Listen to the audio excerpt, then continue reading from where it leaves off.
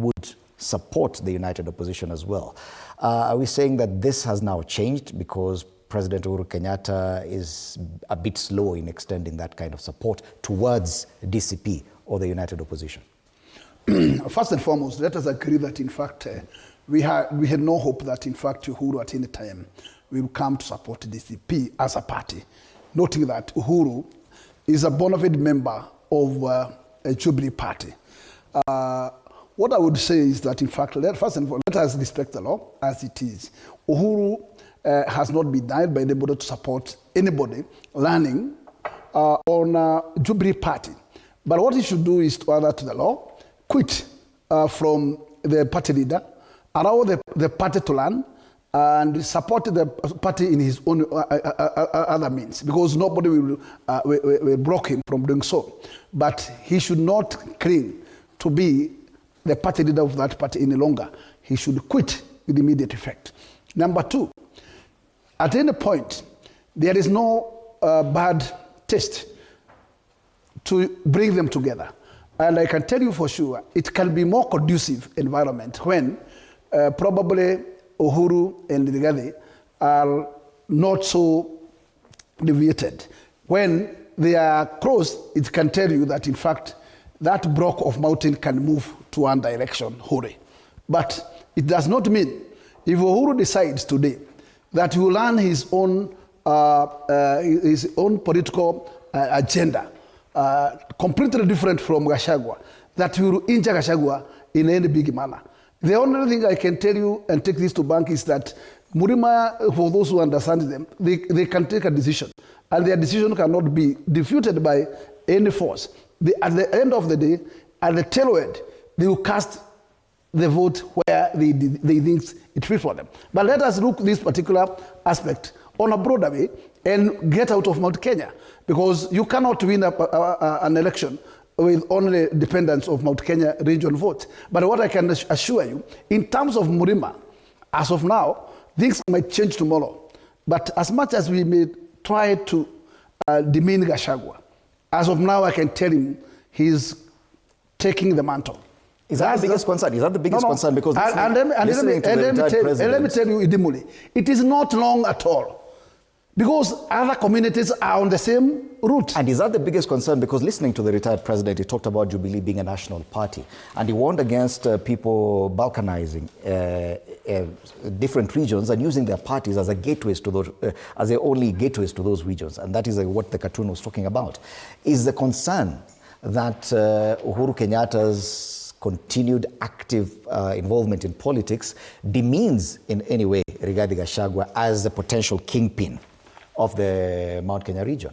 As of now, nothing will change. The battle will stand. But look, we are being told inside Raila's plan to lock in ODM bases. What's the difference? What's the difference there?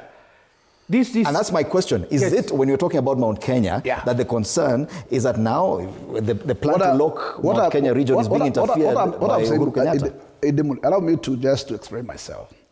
Is that most likely we will head back to the result of last election, where Uhuru still will have his minimal margin to split in Murima.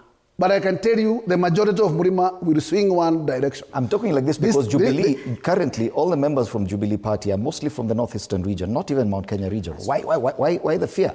No, we are not saying that we have any fear.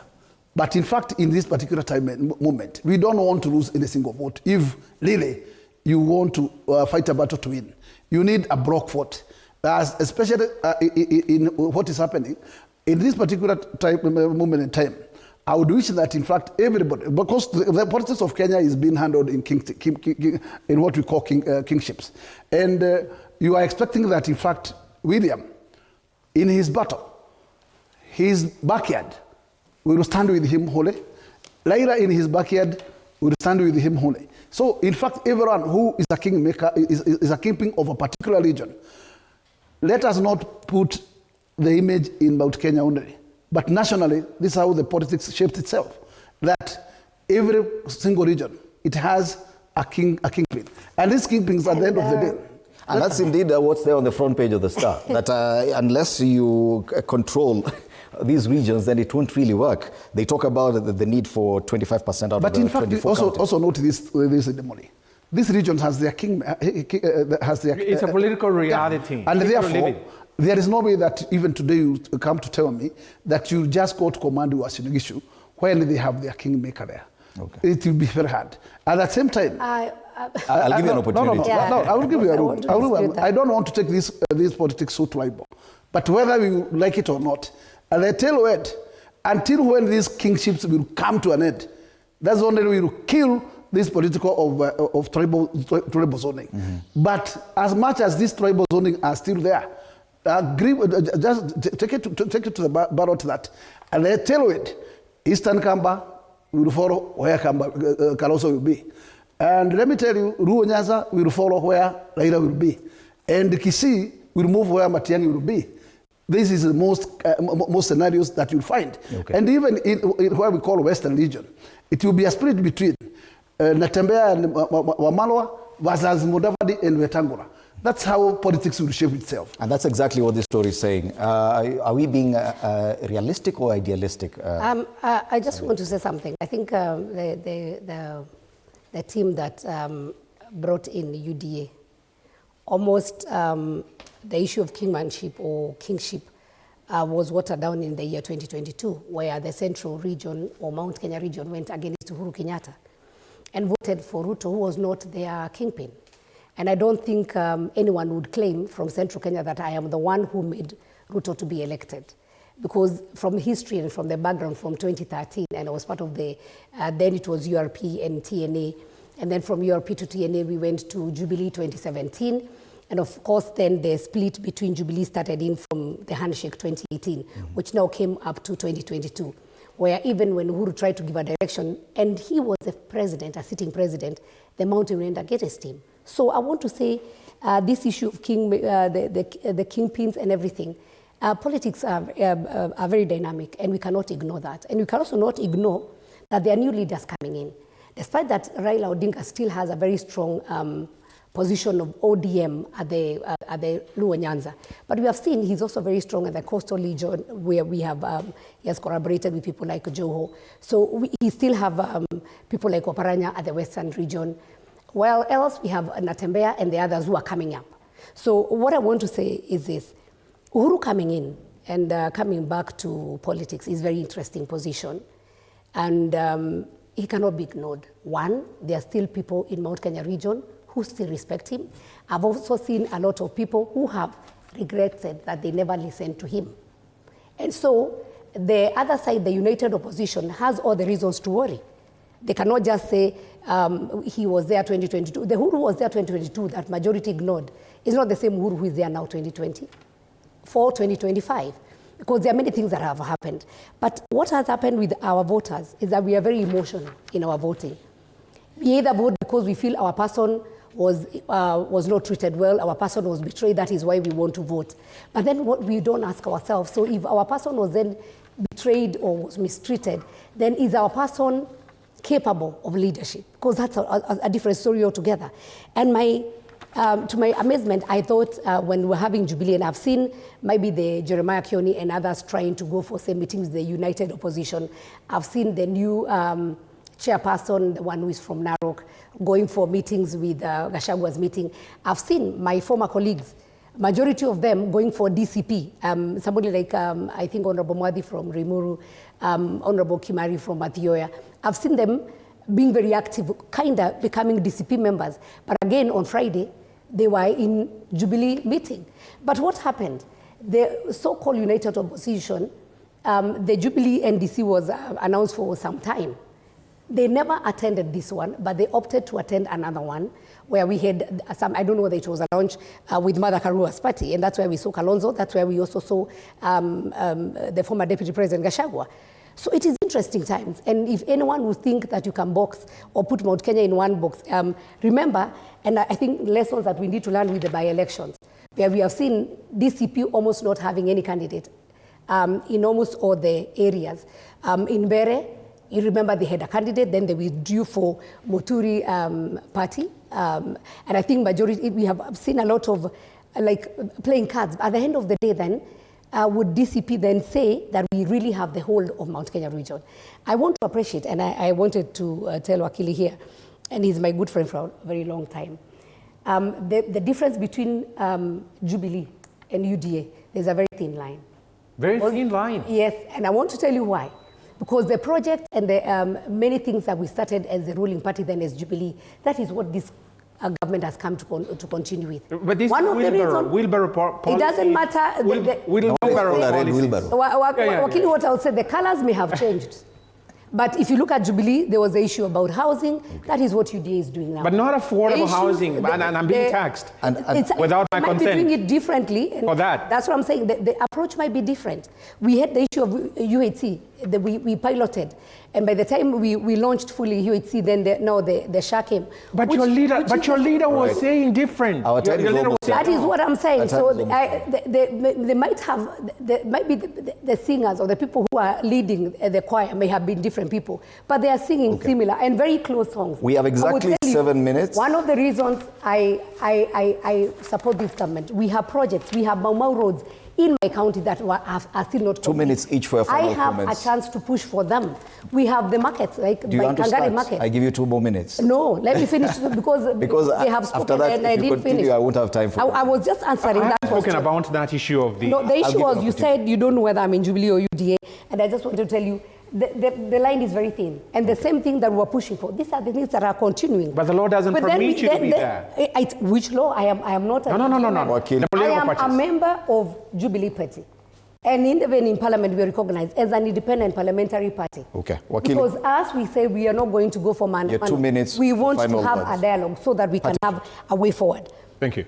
Now, the sort of scenario that you are seeing here playing out is the unhappy scenario that is causing voter apathy among the Kenyan people, especially the youth, who are saying that, oh, you have your kingpin in the western region, you have your kingpin in central, you have your kingpin wherever it is, but they do not articulate my issues. I feel totally out of place with them. They haven't even approached me to ask me, you know, we saw their political party then revamping or otherwise, Jubilee, and they haven't even asked the Kenyan people, okay, fine, how do you want us to move forward from this point, thenceforth? And who would you like? If you look at the Political Parties Act, the political party is supposed to be articulating policies. And the Kenyan people are given an opportunity by virtue of that law, I believe Section 6, to articulate policies. So you find the government, for instance, is pushing down the throat of counties, this e-procurement. And they are saying that, look, it is slowing down the delivery of services. We're not even able to access services, funds, because of this e-procurement. Is that a policy that the political party of UDA, for instance, which Honorable Sabina has joined? I have not joined UDA, and it's very good. I said policy. I said policy. You know, is it something that has been discussed with the Kenyan people so that then we say this political party is espousing this, it is articulating this, and therefore I subscribe to it? Where is the opportunity of the Kenyan people for them to have a say and say that, look, so-and-so is not my kingpin. So-and-so does not represent me. So-and-so is, and this is what is contributing to this whole political scenario of voter apathy and the rejection of that whole arrangement. My request to the Kenyan people is this: let's rise up. Let's use the institutions that we have. Let's use the vote that is now coming up soon to vote out the sort of arrangements that we have. There are those who voted UDA, you know, the presidential candidate who was William Ruto, and there are those who voted under Jubilee for Raila Odinga. Now, democracy dictates that he then who wins the vote then should lead under the policies of their political party. Okay. Now, for you to get back and say that, you know, the candidate for Jubilee, who was Raila Odinga, is joining government like this without then going back to the people and saying that okay, we now have this scenario of a merger. Can we merge? Can we work together? What are the terms? What do you want? This is what is causing apathy. And the Kenyan people are saying, all of you get out, all of you go. And then they who are honest, and we have a lot of honest Kenyans. We have a lot of sincere, hard-working Kenyans who wake up early. And if you, are on the road very early in the morning, you see all these youngsters, these young people who are going to school, and you ask yourself, really? You don't want to think about these children in the future because you have absolutely nothing for them? This is what we are saying we don't want. We don't want. The Kenyan people are fed up and tired with those arrangements by politicians that after losing an election, they get on the table, they agree on how to share the political cake. So much, it should come to an end. Thank you so much, Okeli. Bwana Gachagua, you go next. Parting shot only. I just want to conclude by saying the coming in of former president into the political terrain should not worry Kenyans. What Kenyans should do, they know what they want, and they know the change they want and the destiny they want to take this country. I would wish them that, in fact, the only strength that he has for now is to use their time to register as voters in big mass, and their destiny will be decided by their vote. They can vote out anybody, they can vote in anybody, regardless of those kingmakers. Okay, thank you. Finally, Madam Sabina. I would want to say there's absolutely nothing wrong for people to come together if it's for the sake of the nation. Number two, the scenario of our political parties are normally individually owned or led, and so people prescribe to the political party that they would wish to, and that is why also the Constitution provided for candidates that can run independently. What I want to just say is that people should not be emotional when they are casting their votes. Make sure you have your voter's card. Look at the leadership that you would want to have, not based on where they come from or not based on their political parties or whom their political leader is, but most important on what that person can be able to do for you. If you believe that person can be able to do things for you, that is a person to vote for. Right. But finally, I also want to say this. The former president, if I were asked, it would be rather him to be a position where he's a statesman, where he can be able to offer advice to this government or even to the young leadership that are coming up.